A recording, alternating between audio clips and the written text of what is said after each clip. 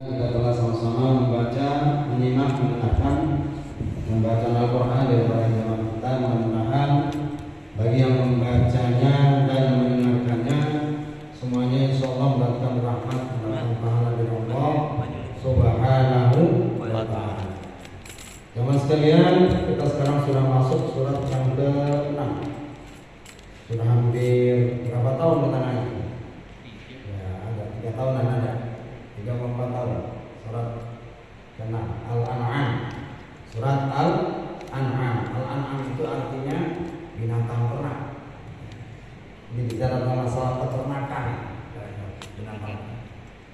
Jadi surat yang ke-6 ini adalah termasuk kelompok surat-surat Makkiyah. Artinya surat yang turun sebelum Nabi hijrah. Itu suratnya dikelompokkan menjadi surat-surat Makkiyah.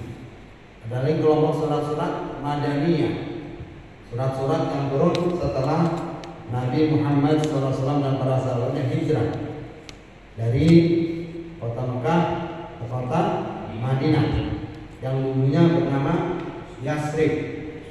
Sebelum Nabi datang kotanya Yasrib, Nabi datang dari Madinah. Enak kotanya ya, adem ya. Kita pernah ya haji, pernah umroh, enak. Adem Madinah itu suasana beda dengan Mekah. Suasana masyarakatnya, suasana lingkungannya. Dinamai Al-An'am yang artinya hewan ternak, karena surat ini banyak menerangkan hukum-hukum yang berhubungan dengan hewan ternak dan juga hubungan hewan tersebut dengan adat istiadat serta kepercayaan orang-orang musyrik. Menurut kepercayaan mereka bahwa hewan tersebut dapat disembelih sebagai kurban untuk mendekatkan diri kepada sembahan mereka. Allah memulai surat ini dengan kalimat Alhamdulillah. Jadi surat-surat lain yang juga diawali dengan lafaz Alhamdulillah ialah surat Al-Kahfi, surat yang ke-18, surat Saba, surat ke-34 dan surat Al-Fatir. Surat Fatir, surat yang ke-35. Itu surat-surat yang diawali dengan kalimat Alhamdulillah. Termasuk ya Al-Fatihah. Ya Alhamdulillah. Baik jemaah sekalian, langsung saja kita masuk kepada terjemah dan tafsirnya. Jadi ayat yang pertama, Bismillahirrahmanirrahim. Alhamdulillah. Alhamdulillah, kita sudah ngerti dah artinya. Segala puji bagi Allah. Jadi segala pujian itu sebetulnya milik Allah. Makanya para ulama itu membagi pujian ada 4.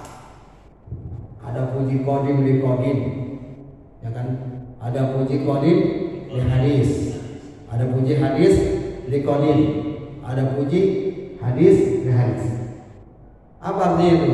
Puji qadim li qadim. Artinya Allah memuji dirinya sendiri. Jadi Allah menunjukkan kehebatannya, kemahakuasaannya, kebesarannya. Allah tunjukkan. Itu namanya puji qadim li qadim. Ada lagi puji qadim li hadis. Pujian Allah kepada hamba-hambanya yang beriman. Ya Allah memuji kepada hamba-hambanya yang beriman. Puji, ya, diberikan pujian, sanjungan, penghargaan oleh Allah Subhanahu wa Ta'ala. Termasuk nanti diberi pahala. Ada lagi puji hadis riwayat. Pujian hamba kepada Allah. Ya, kita ini puji Alhamdulillah, Alhamdulillah. Tentunya pujian kita kepada Allah.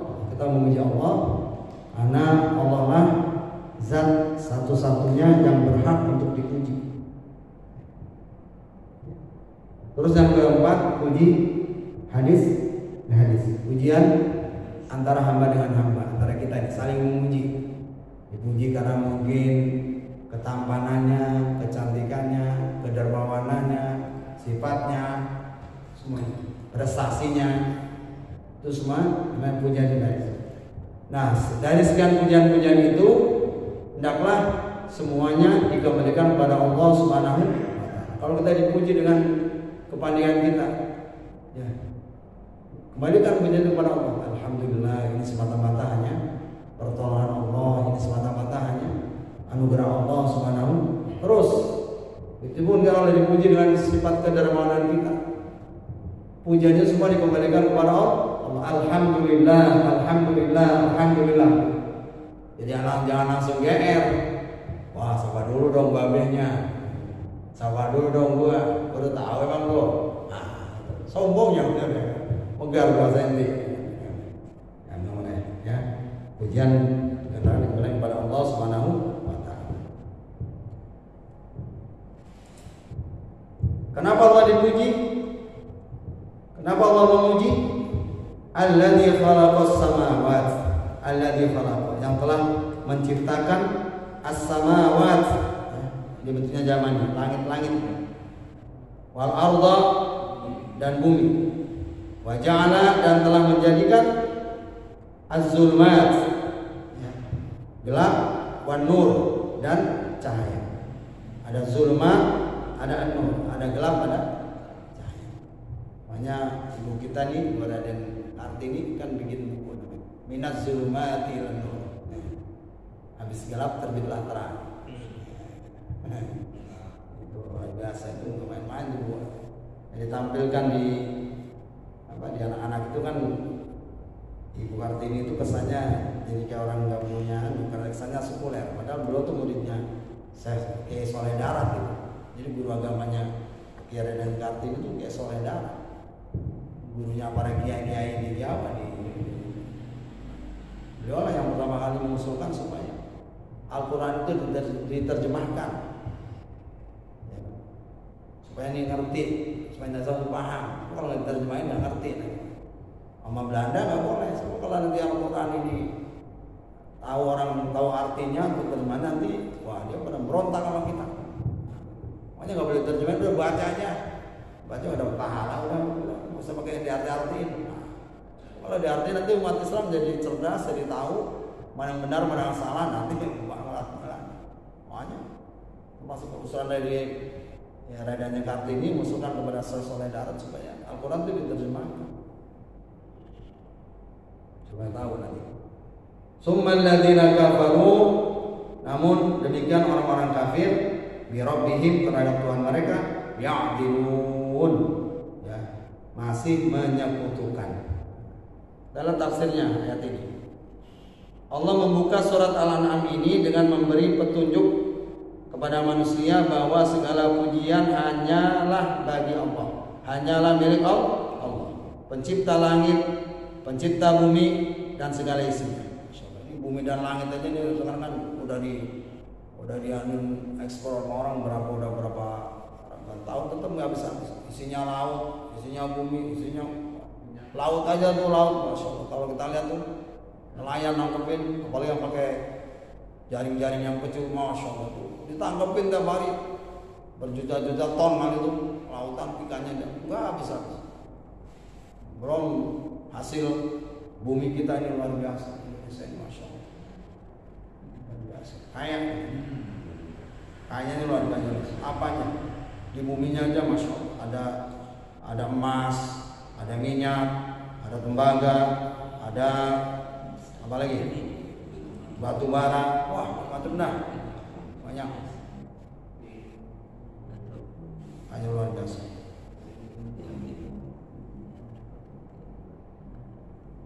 Serta menerangkan kepada manusia ada jalan kegelapan, yaitu jalan yang diikuti oleh orang-orang yang sesat, seperti menganggap makhluk-makhluk ciptaan Allah sebagai Tuhan. Ini makhluk Allah dijadikan sebagai Tuhan.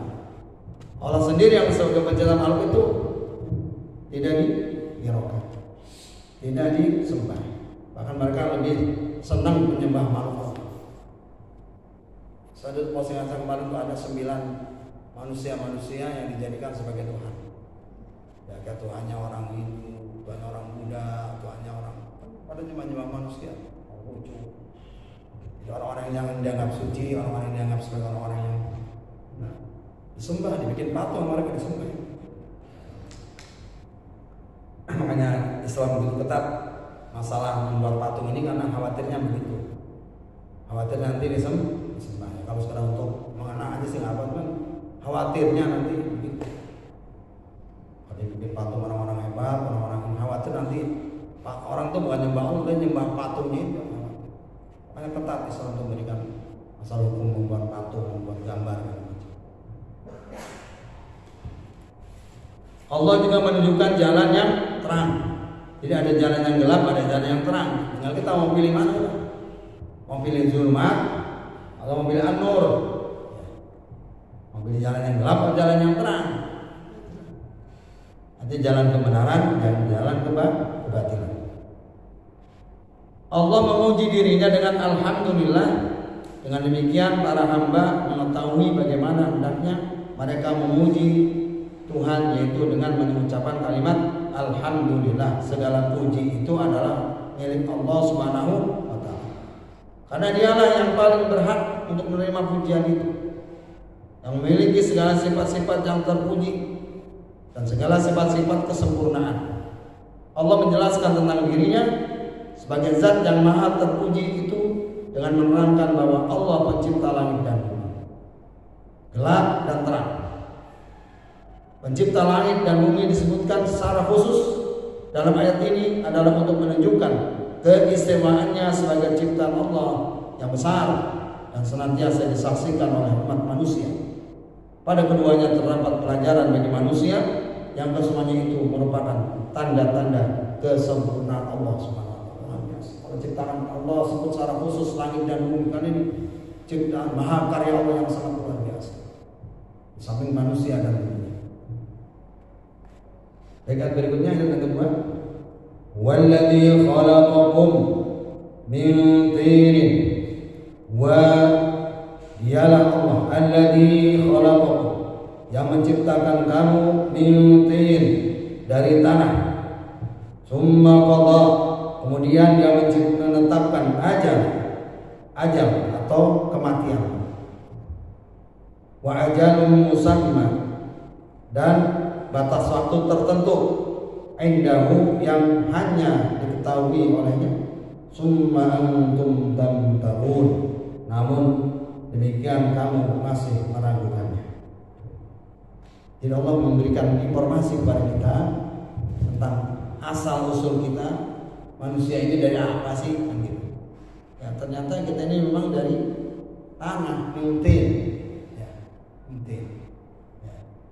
Bahkan dalam ayat yang lain, falyanzuril insanu mimma khuliqa mimma dafiq yakhruju min baini sulbi wa tara'ib.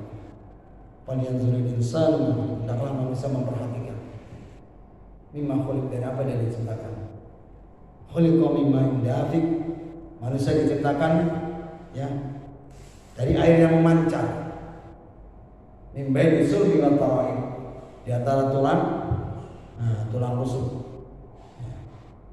dan tulang sulbi dan tulang rusuk. Itulah manusia kita ini. Jadi yang pertama itu Allah berikan informasi bahwa asalnya manusia itu memang kita Nabi Adam diciptakan dari tanah intim.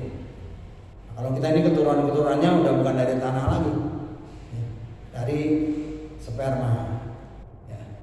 Dan memang walaupun memang sumbernya dari tanah juga, kan semua yang kita konsumsi itu berasal dari tanah juga, ditanam di tanah. Nah, iya siklusnya gitu. Nah, jadi saripati makanan kita makan ini jadi air mani, air sperma. Nah, itulah sebagai apa istilahnya cabang atau apa istilahnya sebagai apa ya?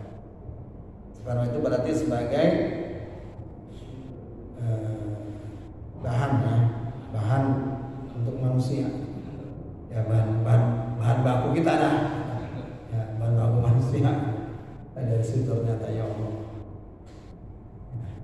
Jadi pada ayat ini Allah lebih merinci dalam penciptaannya pada makhluk yang banyak memiliki kekuasaan dalam kehidupan di muka bumi, yaitu manusia. Allah menciptakan nenek moyang manusia yaitu Nabi Adam dari bahan yang sederhana, yaitu tanah.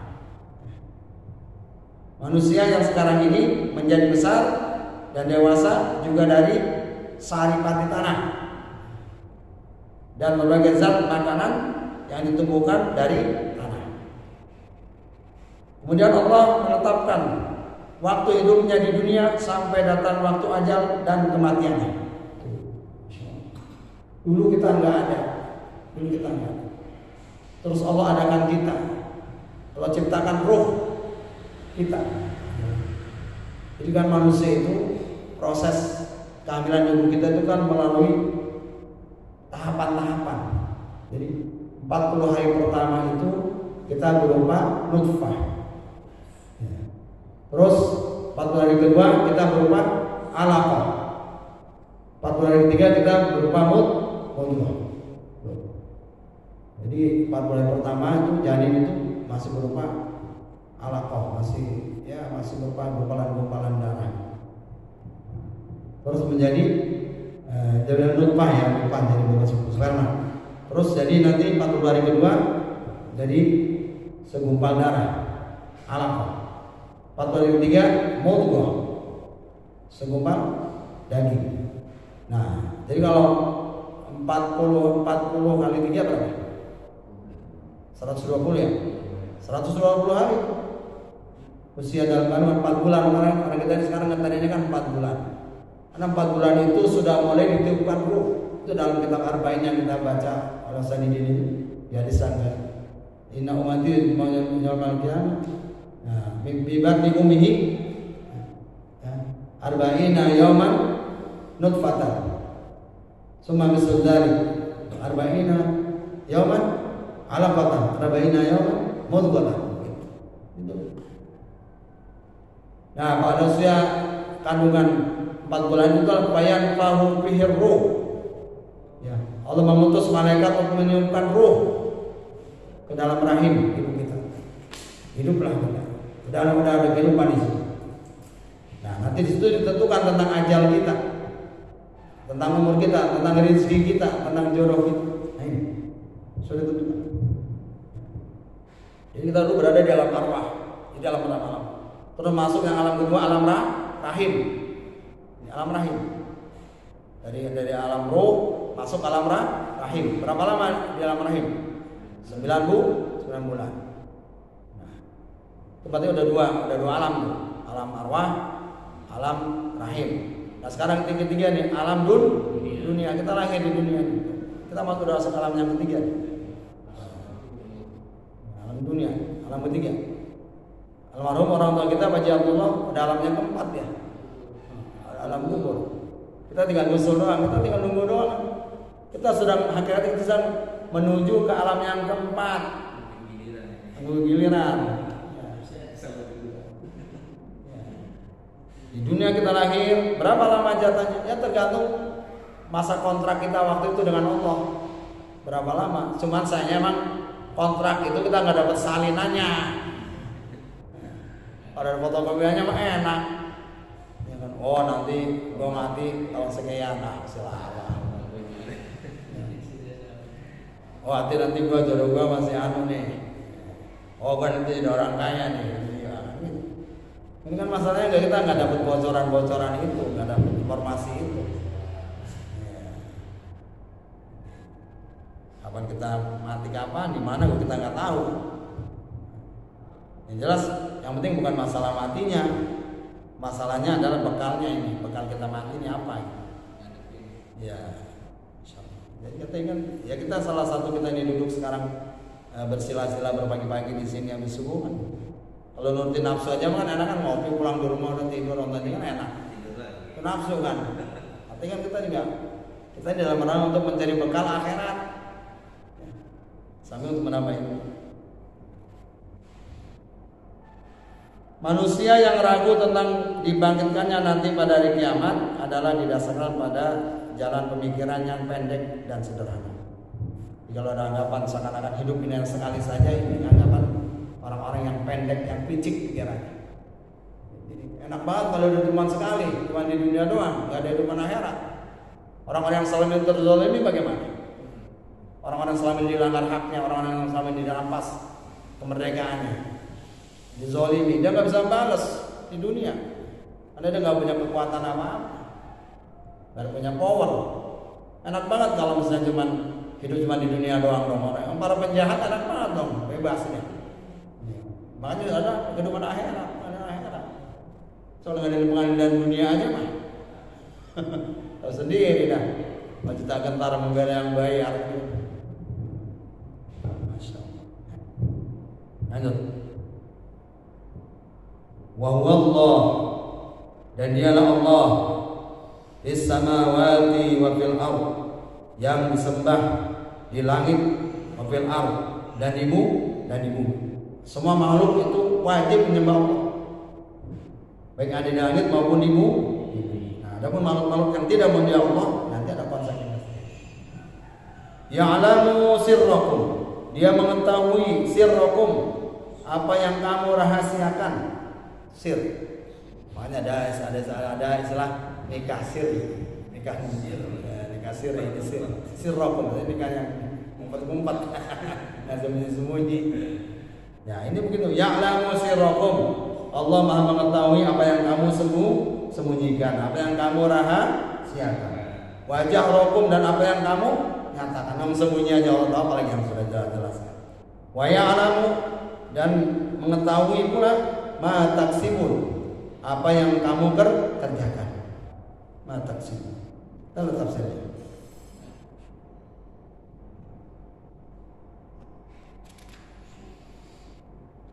Dalam ayat ini dijelaskan bahwa Allah adalah yang berhak disembah, yang menerima doa dan harapan dari semua makhluknya di langit dan di bumi.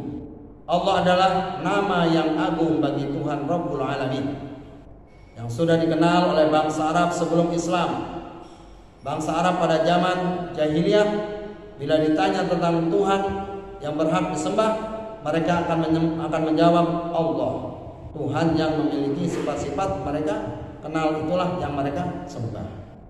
Ayat lain yang sejalan dengan maksud ayat ini adalah wa huwal ladzi fis samai ilahu wa fil ardi ilah wa huwal hakimul alim. Dan dialah Tuhan yang disembah di langit dan Tuhan yang disembah di bumi. Dan dialah yang maha bijaksana, maha mengetahui segala sesuatu. Surat Az-Zukhruf surat ke-43 ayat 84. Jadi kedua ayat ini, yakni Al-An'am ayat 3 dan Az-Zukhruf 84, dengan jelas mengungkapkan Allah karena kekuasaannya, karena kekuasaannya menghidupkan kembali orang yang telah mati. Nanti kita mati dibangkitkan, namanya ada Yaumul Ba'ats, hari berbangkit. Ya. Jadi proses akhirat itu masih panjang, kehidupan masih panjang. Nanti kita nih sekarang alam yang ketiga, alam dunia, menuju alam yang keempat, alam barzah, alam kubur. Yang kata Nabi dalam hadis, al-qabru manzilun min manazilil akhirah. Kuburan adalah terminal, pos, transit pertama untuk menuju akhirat. Dia orang mengumpul semua itu di alam barzah. Sampai kapan? Sampai terjadi kiamat kubro. Seberapa lama dari kubur? Sampai terjadi kiamat kubur, kiamat kubur. Baru nanti dibangkitkan. Habis dibangkitkan, dikumpulkan di satu tempat yang maha luas, namanya padang mahsyar, yaumul mahsyar. Persis kayak kita ibarat orang wukuf. Itu gambarannya. Nanti begitu. Masya Allah, padang mahsyar. Di situ nanti. Bukan itu saja prosesnya. Setelah kita yaumul mahsyar, tidak ada yaumul hisab. Kita diperiksa atau hitung memang kita. Prosesnya panjang. Menuju surga itu panjang. Surga dan neraka panjang proses. Yaumul hisab. Ada yaumul mizan. Hari penimbangan amal kita, ditimbang amal kita. Ya artinya segini, kalau Allah mau bahasa gampangnya mau cepet-cepetan juga bisa. Kalau nggak tahu sih mau kemana surga, kalau saya neraka, saya surga, bisa. Cuma ini Allah ingin menunjukkan apa? Istilahnya transparan gitu, keadilan utuh. Jadi gua nggak sembarang waktu nggak di maha kuasa, maha perkasa nggak sembarangan main lempar aja ke surga apa aja neraka kan. Ada prosesnya. Allah tunjukkan betul secara terbuka. Sehingga nanti bahasanya orang, jangankan orang yang masuk ke surga, orang yang masuk ke neraka aja puas. Artinya dia ridho dengan putusan, karena kan kesalahannya tuh betul-betul sudah dibeberkan secara faktanya tuh, kita nggak bisa bantah, mau bilang apa emang? Oh iya emang saya begini, oh iya doang udah. Enggak. Iya semuanya. Mau apa? Mau bantah bagaimana? Mau data ada gambarnya, ada datanya, ada ini. Mau bantah gimana tuh? Ya udah kita cuma mangkut doang. Ya emang salah. Ya puas hati ya, mau dimasukkan berarti dia dimasukkan ke neraka juga. Emang pantas gitu loh, pantas neraka gitu. Apalagi di surga udah nikmat banget udah. Ya, insyaallah. Ayat yang ke-4. Wa ma ta'tihim, dan tidaklah sampai kepada mereka orang kafir min ayatin, setiap ayat min ayati rabbihim, dari ayat-ayat Tuhan mereka, illa kanu anha mu'ridin, illa kanu, melainkan mereka anha terhadapnya mu'ridin, ya, selalu mengingkari. Itulah karakter sifat orang-orang kafir itu. Walaupun ayatnya sudah begitu jelas, buktinya sudah begitu banyak, memang dasarnya nggak percaya, mau bilang apa? Ya, memang ingkar. Ya. Bukti fakta udah jelas, tapi tetap mereka tidak percaya. Faqad kadzabu, sungguh mereka telah mendustakan bil haq, terhadap kebenaran, maksud Al-Qur'an. Lamma ja'ahum, ketika sampai kepada mereka, wasawfa ya'tihi, maka kelak akan sampai kepada mereka kenyataan dari berita-berita itu, maka nubihi, yang dahulu mereka padanya, pada berita yastahjiun, selalu memperolok-olokkan. Ya sekarang mereka begitu, apa tuh surga, apa tuh neraka, apa kagak ada, bohong tuh Quran, asatirul awwalin, itu cuma dongeng-dongeng orang-orang dulu aja. Nanti yang mereka dustakan, yang mereka olok-olokkan itu suatu saat nanti akan mereka temukan, akan mereka lihat sendiri. Alam yarau, tidaklah mereka memperhatikan, kam ahlakna, berapa banyak yang telah kami binasakan min qablihim, sebelum mereka, min qarnin, dari suatu generasi, makannahum, padahal generasi itu telah kami teguhkan kedudukannya fil ardi, di bumi. Ini untuk tunjukkan. Jadi berapa banyak orang-orang yang dulu berkuasa begitu hebat, sekarang udah tinggal cerita. Berapa banyak negara-negara yang dulu begitu hebat, begitu kuat, sekarang tinggal ceritanya. Padahal mereka luar biasa. Malam makin, yaitu keteguhan yang belum pernah kami berikan lakum, kepadamu. Wa arsalna, dan kami curahkan as-sama, dari langit, alaihim, untuk mereka, midrara, hujan yang lebat. Kalau kemarin hujan lebat, midrara, ya, hujan yang lebat. Wa ja'alnal anhara, dan kami jadikan sungai-sungai tajri yang mengalir min tahtihim, di bawah mereka, fa'ahlaknahum, kemudian kami binasakan mereka. Bidunubihim, kenapa dibinasakan? Bidunubihim, ini babnya bab sababiyah, bidunubihim, dengan sebab karena dosa-dosa mereka. Wa ansha'na, dan kami ciptakan min ba'dihim, setelah generasi mereka, qarnan, generasi akharin, ya, yang lain. Jadi peralihan generasi, jadi satu generasi ke generasi lain. Jadi umat yang ini digantikan umat yang lain. Begitu terus. Hancur umat yang satu, datang umat yang lain. Allah ciptakan lagi. Qarnan akharin.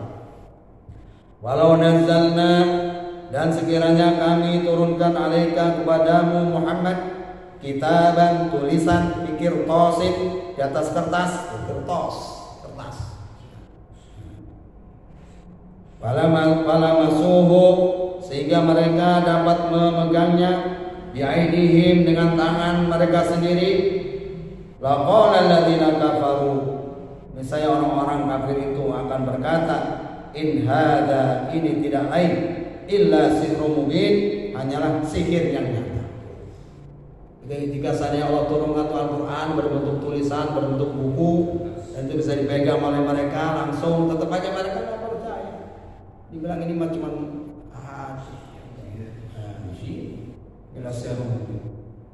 Waqalu, dan mereka berkata, laula unzila, mengapa tidak diturunkan alaihi kepadanya kepada Nabi Muhammad malak, seorang malaikat. Walau anzalna, dan jika kami turunkan malaikat kepadanya, laqudiyal amr, tentu selesailah urusan itu. Summa la yunzarun, kemudian mereka tidak diberi penangguhan sedikit. Orang tuh kalau nggak percaya sama kafir kan alasannya udah macam-macam dah. Begini begitu, padahal emang dia mau nggak percaya aja. Alasannya macam-macam. Disuruh turun malaikat lagi. Bukan kalau umat Nabi Musa mah banget kan lebih ini lagi. Minta langsung melihat Tuhan. Ya Musa, kata kaumnya orang itu. La nu'mina laka hatta narallaha jahratan. Musa, gua enggak percaya sama lo sebelum gua lihat Tuhan lo secara jelas. Mana Tuhan lo?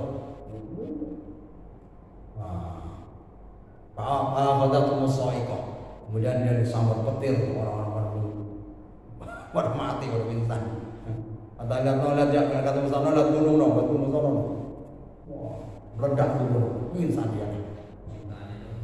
Itu baru itu pengen ketemu Tuhan langsung mana? Walau ja'alnahu, dan sekiranya Rasul itu kami jadikan malakan dari malaikat, la ja'alnahu, pastilah kami jadikan dia rajulan, berwujud laki-laki. Wala labasna, dan dengan demikian pasti kami akan menjadikan tetap terang alaihim, ya, atas mereka ma yalbisun, sebagaimana ini mereka ragu. Jangan Rasul yang diutus buat ini manusia bukannya malaikat. Kagak percaya jadi begitu dalamnya. Walau qadis tumji'a, dan sungguh telah diperolok-olokkan birusuli, ya, beberapa rasul min qablika sebelum engkau Muhammad, fahaqa, sehingga turunlah azab bil ladzina sakhiru, pada orang-orang yang mencemoohkan, minhum, di antara mereka, maka nubi, sebagai balasan yang dahulu mereka lakukan padanya, yastahzi'un, mereka memperolok-olokkan. Jadi jelas teman sekalian, orang-orang yang nanti memang kafir, dasarnya nggak percaya, ya itu kan kerjanya melecehkan, mengolok-olok para nabi, ya, menghalang-halangi dakwah para rasul, ya termasuk yang sekarang terjadi ini, menghalangi dakwah para ulama, dan memang isinya sama. Karena al-ulama warasatul anbiya, ulama itu pewarisan nabi, bukan mewarisi kenabiannya, tapi mewarisi keilmuannya, mewarisi tugas-tugas kenabian, dakwah. Ini memang tantangan dakwah biasa dari zaman dulu sampai zaman sekarang. Orang lebih barangkali lebih sadis dulu. Kalau dulu orang secara berani terang-terangan, kalau dengan zaman Nabi, langsung Nabi dipukul tempat itu, Nabi ditimpuk tempat itu. Nah, kalau sekarang kan paling hanya diapa saja, ya dibully lah, dibully, diolok, ya paling dipenjara kan gitu. Dan para ulama-ulama besar memang udah pada ngerasain penjara semua. Sekali Imam Syafi'i, sekali Imam Maliki, Imam Hambal, termasuk para ulama kita Buya Hamka, bagaimana perlakuan orde lama itu zaman Bung Karno, dia di penjara Buya Hamka itu. Dan kalau ulama itu di penjara, jadi penjara itu kayak pesantren, jadi kayak umat ini. Buya Hamka di penjara bisa ngarang tafsir, di penjara Bung Karno nih. Orang tafsir, Al-Azhar, tafsir Al-Azhar itu Buya Hamka, Profesor Dr. Buya Hamka. 30 gini tafsir Buya Hamka. Di penjara orang tafsir. Profesor Dr. Buya Hamka. Padahal yang menghukum Nabi dan Bung Karno meninggal dunia, pesan sama utusannya, nanti kalau saya meninggal, yang nyolatin jenazah saja Buya Hamka. Termasuk yang itu tuh, yang PKI itu. Ananda atur ya, Pramudia, itu kan belum dulu malu-maluin Bung Karno itu. air hayatnya. Iya, artinya anaknya diutus dia udah meninggal, minta disolatin sama Bung Karno juga, sama WH kan? Mas, ya udah. Cuma sekali kalau barangkali ikhlas kita pada pagi hari, bagaimana kita bisa manfaatnya semua. Allah